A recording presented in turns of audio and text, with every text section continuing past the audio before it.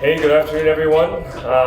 Good afternoon, Cape Town. It's an honor to be on the stage. And if you get a chance and you want to learn more about supply chain management and global commodities, run James Scott down. Don't let him out of your sights. Alma Stone's a really special company.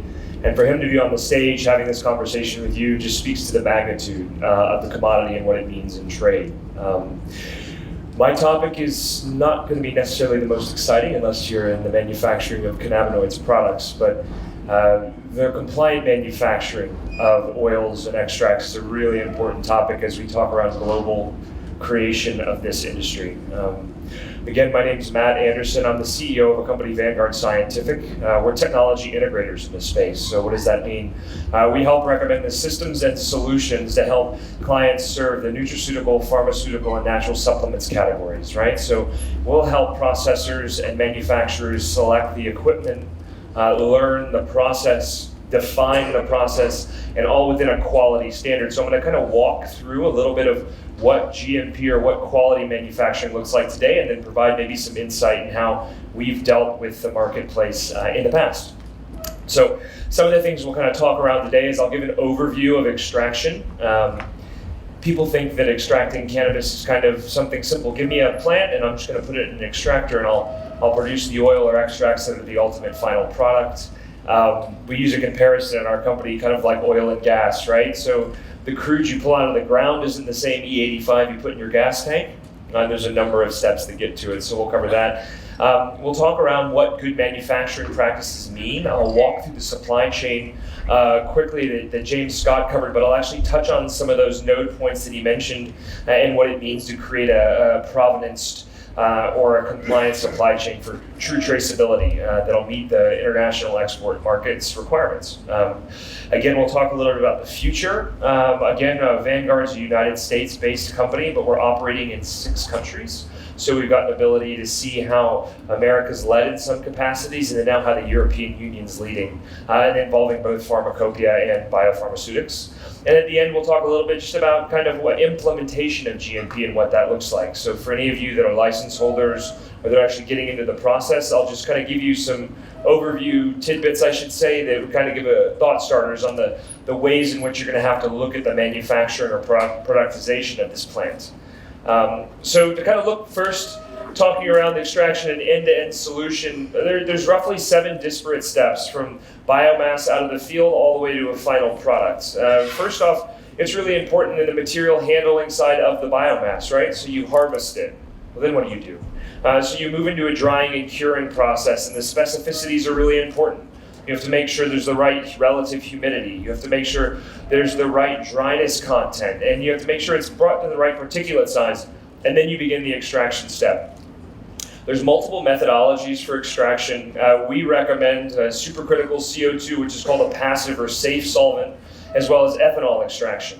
There are other nations and other industries using volatile hydrocarbon extraction, but as we're talking around international export or the manufacturing of efficacious medicines, CO2 and or ethanol is the most widely accepted as well as the most efficient to create full spectrum extracts. Again, it's important to kind of understand at this point that not all oils are created equally. And what do I mean by that? So depending on what type of final product you're trying to make, whether you're looking to make a tincture or whether you're looking to make an edible product or a vape, and then which market in regulation you're looking to make those products, you're going to inform what systems you're actually putting into your lab, what processes or solutions you're going to use in order to remain compliant during the manufacturing of those products, right? So it's a nuanced piece of business. From there, you move into what's called winterization and filtration. I won't go into a master class of building out your lab, but it's understanding that winterization is the separating of the fats, waxes, and lipids from the oil. You're doing that by bringing your cannabinoid in situ to a lower temperature and then filtering it out, remaining just to have those cannabinoids available. From there, into refinement and distillation. So the refining process is going to introduce alcohol. You're going to bring it up to a temperature and then basically concentrate it, right? Think about moving the cannabinoid potency to a 45 to 65% full spectrum extract. What you mean by full spectrum extract is you've got the primary cannabinoids as well as the minor phytocannabinoids, things like terpenoids and phytometabolites. And then moving further into distillation, if you're looking to make an edible product or you're looking to make a more highly concentrated or potent product, you move into final distillation, and distillation is done done with a number of different methodologies. But again, you're now creating an oil product that's going to be above 85% in total potency. So as you're moving through this process, what we're talking about is doing it efficiently, right? Doing it so you can make money, right? So your cost of goods doesn't outstrip your potential profit. And then, of course, doing it in compliance, which is kind of the barrier to entry of what we're talking about today. So one of the things we do at Vanguard as well, our focus in business is addressing the point from the biomass leaving the field to final productization. We understand that we're a big participant in the entire, what we call good, generally accepted cultivation practices, all the way through to what would be a CGMP, or current good manufacturing practice, manufactured product in the United States, or an EU GMP manufactured product in the European Union, or a country like South Africa. This is just walking through a number of steps, and it's pretty interesting because at each step of the supply chain, as we start talking specifically for a number of the clients that we service in the biopharmaceutical sector, you have to have real traceability, right? True provenance. And the interesting thing is a number of the global commodities in the world today, aside from cannabis, don't comply to this already. So when we look at this, you can see out of the field, moving all the way through, what we're meaning to show here is this is track and trace technology. So we employ a blockchain-enabled traceability technology for our clients that allow them to understand what's called batch and lot control as you move through the manufacturing of the plant, the productization of the seeds. So you plant the seeds, you understand the genetics, you begin to map the actual plot of cultivation. From there, you move all the way through to harvesting, again, following generally accepted cultivation practices, and then moving into final incoming materials. From there, you've got quarantine materials, and the quarantine process is something that is important. It's what's called quality release in good manufacturing practices. So you're going to employ technologies like gas chromatography, liquid chromatography, or mass spectrometry, and you're going to look inside of the plant for compliance. And depending on who the regulatory oversight is in your country of operation, you're going to look for things like heavy metals, molds and mildew, soil toxicities, and you're going to want to be able to provide those in a compliant rigor. So not only do you meet the standards that the government's oversight in which the country you're operating are for, but more importantly, the buyer, right? Because the buyer is the final target here. So we sit with our clients and address the conversation of saying, great, let's make sure you're operationally compliant. Let's make sure we can get you certified. But then more importantly, let's position you so you have a chance to create a point of difference from your oils and products. And that's what this conversation is today.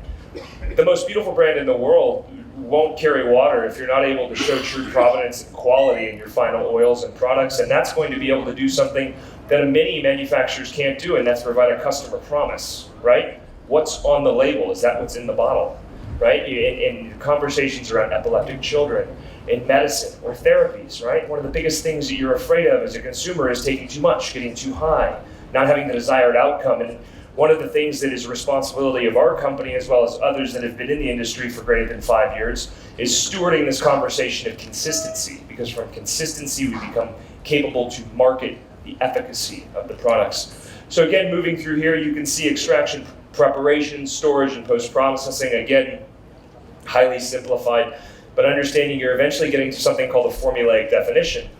And formulaic definition is kind of a mouthful of a term, but depending on what market you're working to deliver to, you're going to have to understand what's called product description. Product description is something that can also be translated in pharmaceutics as voice of customer, right? So the voice of customer is what is the actual product you're creating, and then the tolerance, right, plus or minus, and that's the consistent promise you're making to the customer, more importantly, the reinsurance company standing behind you that's going to protect you as you ship out this federally illegal controlled substance into the marketplace.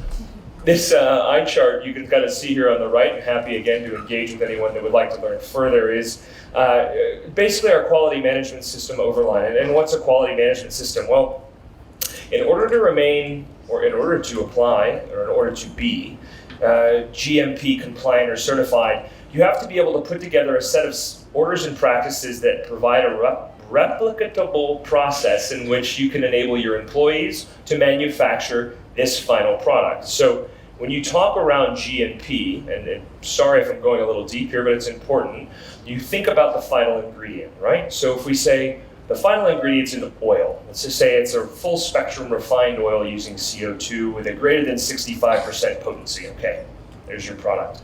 We have to define that product just like we did, a little tighter, and then you have to talk around the systems and solutions that are required to get to it. So we say, okay, what equipment was required? And you'll name each one of those pieces we saw in that step. And then you'll go into bill of materials for each final component that made that system, each facility that manufactured the steel or any subcomponent part. And then from there, you're going to say, okay, we understand the equipment. Well, what process did you use? And you have to define that process. And then you say, okay, well, what about your employees? What employees did you use? How did you train them? What was their education? You go through that process.